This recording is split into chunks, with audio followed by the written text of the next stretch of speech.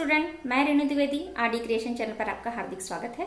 आज हम कुमार भारती पुस्तक की कक्षा 10वीं की कविता क्रमांक 9 ब्रजवासी इस कविता का अध्ययन करेंगे, जिनके जो कवि है वो संत सूरदास जी है। अब संत सूरदास जी ने इन 3 पदों के माध्यम से क्या कहने का प्रयास किया है उसके बारे में हम पढ़ेंगे। प्रथम 2 पदों के भावार्थ का वीडियो जो है आपको मेरे YouTube चैनल पे मिल जाएगा और आगे के जो 3 पद है उनके अर्थों को हम जानने का प्रयास करेंगे। तो देखिए, तीसरे पद में कवि सूरदास जी ने क्या कहा है। इस पद के जो भी कठिन अर्थ है आपको स्क्रीन में मिल जाएंगे। देखिए, पहली पंक्ति प्रयास किया है, अति मलिन वृषभानु कुमार।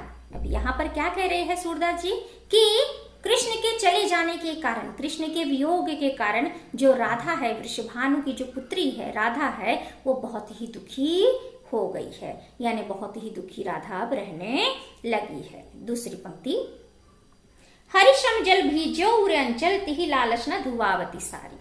अब क्या कह रहे हैं कि कृष्ण के पसीने से जो राधा की साड़ी अब भीग गई है, कृष्ण के पसीने के कारण जो राधा की साड़ी भीगी हुई है, उस साड़ी को वो धुलवाती भी नहीं है। उसे ये भय होता है कि अगर वो साड़ी धुलवा लेंगी तो जो कृष्ण के पसीने की खुशबू है वो कहीं नष्ट ना हो जाए, यानी कृष्ण के पसीने की खुशबू कहीं नष्ट ना हो जाए, इस डर से वो अपनी साड़ी भी धुलवाती नहीं है। तीसरी पंक्ति देखिए, अधमुख रहती अनत नहीं चितवती जो गत था हारे थकित जुआरी। अब यहाँ पर क्या कह रहे हैं कि राधा कृष्ण के चले जाने के वियोग में वो सिर्फ अधमुख अर्थात कि वो सिर्फ एक ही दृष्टि से अर्थात कि नीचे ही सिर झुकाए हुए रहती है और वो अन्यत्र और कहीं देखती नहीं है। मानो उसकी दशा कुछ इस प्रकार से हो गई है, जिस प्रकार जुए में सब हार जाने पर जिस प्रकार एक व्यक्ति की दशा हो जाती है, ठीक उसी प्रकार की दशा जो है राधा की भी हो गई है और वो अन्यत्र और कहीं नहीं देखती है, वो अधमुख अर्थात कि सिर्फ जमीन की ओर ही देखती है। अंतिम पंक्ति, छुटे चिकूर बदन को मिलाने जो नलिन है हिमकिर की मारी।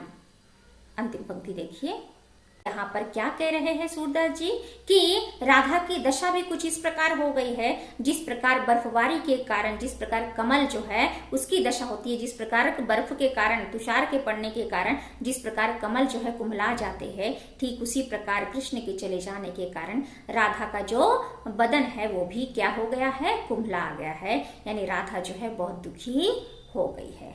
मैं आशा करती हूँ ये पद भी आपको समझ में आ गया होगा। दूसरा पद देखिए, हाँ तो देखिए दूसरे पद में क्या कहने का प्रयास किया है। दूसरे पद का प्रसंग कुछ इस प्रकार का है कि कृष्ण जो है उद्धव को ब्रज के लोगों की दशा देखने के लिए भेजते हैं, वहां का समाचार लाने के लिए कहते हैं, और जब उद्धव है ब्रज आते हैं और जिस प्रकार वहां के लोगों की दशा हो गई है उसी दशा को वो सुनाने के लिए फिर से कृष्ण के पास जाते हैं और उस दशा के बारे में वो क्या बताते हैं कि ब्रजवासियों की दशा कृष्ण के चले जाने के कारण किस प्रकार से हो गई है वो बताने का प्रयास कर रहे हैं। तो इस पद के जो भी कठिन अर्थ है आपको वीडियो में मिल जाएंगे। देखिए पहली पंक्ति, कहाँ लो कहिए ब्रज की बात। अब यहाँ उद्धव जो है वो कृष्ण से क्या कह रहे हैं कि हे कृष्ण, मैं कहाँ तक उस ब्रज की बातें तुम्हें बताऊं। हे उद्धव क्या कह रहे हैं कृष्ण से कि हे कृष्ण, तुम्हारे चले जाने के बाद मैं ब्रज की तुम्हें क्या क्या बातें बताऊं, मैं कहाँ तक तुम्हें उनकी दशा बताऊं। दूसरी पंक्ति, सुनहु श्याम तुम बिन उन लोगनी जैसे दिवस विहार। और उद्धव क्या कह रहे हैं कृष्ण से कि हे कृष्ण, तुम्हारे बिना कैसे तैसे जो ब्रजवासी है वो अपने दिन और रात को बिता रहे हैं, यानी जो ब्रजवासी है वो बहुत ही दुखी हो गए हैं और वो कैसे तैसे अपने दिन और रात को गुजार रहे हैं।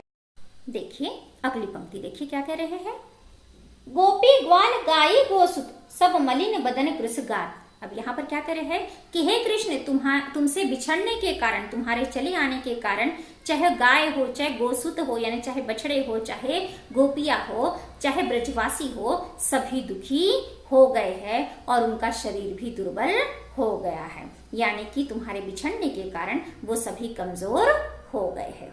अगली पंक्ति, परम दीन जनु शिशिर हे महत अंबुज गण बिनुपात। अब यहाँ पर क्या कह रहे हैं कि जिस प्रकार शिशिर ऋतु और हेमंत ऋतु में जिस प्रकार जो कमल का फूल होता है वो बहुत ही कोमल होता है और वह बगैर पत्ती का हो जाता है, यानी उसकी पत्तियां सभी नष्ट हो जाती है और फूल भी मुरझा जाता है, ठीक उसी प्रकार तुम्हारे चले आने के कारण, अतः हे कृष्ण तुम्हारे मथुरा चले आने के कारण ब्रजवासी भी उसी प्रकार मुरझा गए हैं। अगली पंक्ति, जो को आवत देखी दूर ते उही पूछत कुछ लात। अब क्या कह रहे हैं कि उस नगर से जो भी कोई व्यक्ति आता है, उस मार्ग से जो भी कोई व्यक्ति आता है, तो जो ब्रजवासी है वो सिर्फ तुम्हारी ही कुशलता के बारे में उनसे पूछते हैं। अगर कोई भी व्यक्ति ब्रज में आता है तो जो ब्रजवासी है वो सिर्फ तुम्हारी ही कुशलता के बारे में उस व्यक्ति से पूछते हैं। अगली पंक्ति, चलत न देत प्रेम आतुर उड़कर चरणिन लपटात। अब यहाँ पर क्या कह रहे हैं कि जब वह व्यक्ति वहां से जाने का प्रयास करता है तो प्रेम के वशीभूत होकर ब्रजवासी जो है उनके चरणों को पकड़ लेते हैं और उन्हें वहां से जाने नहीं देते हैं। यानी जब वह व्यक्ति वहां से जाने का प्रयास करता है तो प्रेम के वशीभूत होकर जो ब्रजवासी है उस व्यक्ति के चरणों को पकड़ लेते हैं और उन्हें वहां से जाने नहीं देते हैं। अगली पंक्ति, अंतिम दो पंक्तियों में देखिए क्या कहने का प्रयास कर रहे हैं। देखिए, पीक चातक वन बसत न पावत वायस बलि नहीं खात। यहाँ उद्धव कृष्ण जी से क्या कहते हैं कि हे कृष्ण तुम्हारे चले जाने के कारण जो पीक है यानी जो कोयल है और जो चातक है अब वो वन में बसने भी नहीं पाते हैं, वन में रहने भी नहीं पाते हैं, और जो वायस है अर्थात की जो कौआ भी है अब वो बलि नहीं खाता है। यानी तुम्हारे जाने के बाद किस प्रकार की दुर्दशा वहां के नगरवासियों की और वहां के प्राणियों की हो गई है, इसके बारे में उद्धव जी कृष्ण से बता। अंतिम पंक्ति में देखिए क्या कर रहे हैं, सूर्य श्याम संदेशन के डर पथिक न वही मग जात। अब यहाँ उद्धव जी कृष्ण से क्या कह रहे हैं कि हे कृष्ण कि कोई संदेशा ले जाने के लिए ना बोल दे, इस डर से उस मार्ग में अब कोई पथिक भी जाता नहीं है, कि संदेशा ले जाने के डर के कारण अब कोई पथिक भी जो है अब ब्रज की ओर जाता नहीं है। यानी इस प्रकार जो है ब्रजवासी जो है तुम्हारे चले जाने के कारण इस प्रकार से दुखी।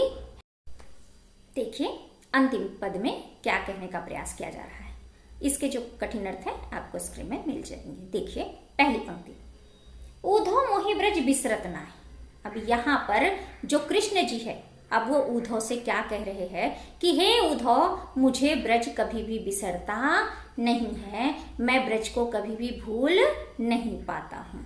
दूसरी पंक्ति, वृंदावन गोकुल वन उपवन सघन कुंज की छाही।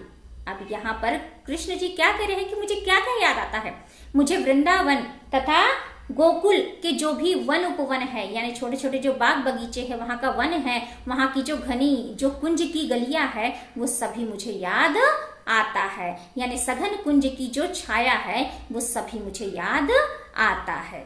अगली पंक्ति, प्रात समय माता जसुमती अरु नंद देखी सुख पावत। वो क्या कह रहे हैं कि मुझे सुबह जो है अपने नंद बाबा तथा माता यशोदा के मुख को देखकर बहुत ही प्रसन्नता होती थी।